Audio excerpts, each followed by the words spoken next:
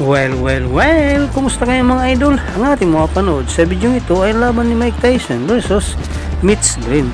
Pero bago natin umpisa ng video ito, kung bago ka pa lang sa aming munting channel, huwag kalimutan mag-subscribe at pag-hit na rin sa notification bell sa all para lagi tayo updated sa bago natin i-upload tulad nito. Maraming salamat po. Pero bago natin umpisa ng bakbakan ito, ay mag-intro muna tayo mga idol.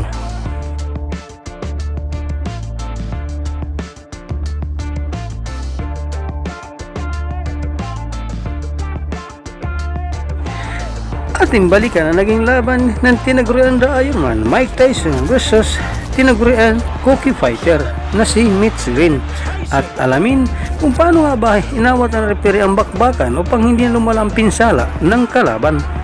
1. A boxer should do to a puncher. Keep that jab in his face and not be intimidated. That he didn't double up. He just was a little bit lazy, especially in the later rounds. 10th round. I had the same experience when I fought my first 10 rounds.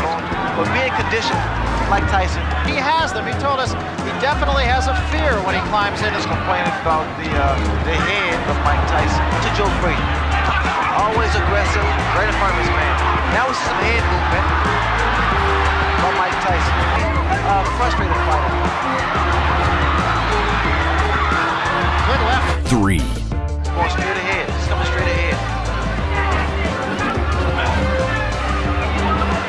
5. In the Tillis fight, he fought hard for about 5 rounds, and then he seemed to coast a little bit. Look at the way he's left punches. Big right hand. Fighter up is to at least clear your head or either to throw up his top. Can be learned in talking to some of the people he fought. Look at here, look at here. Just laughing at him.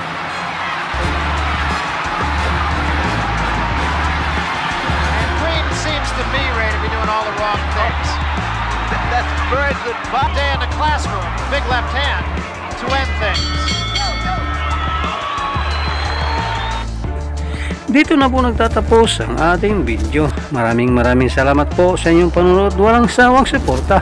Ikaw idol, ano masasabi mo sa bakbakang ito?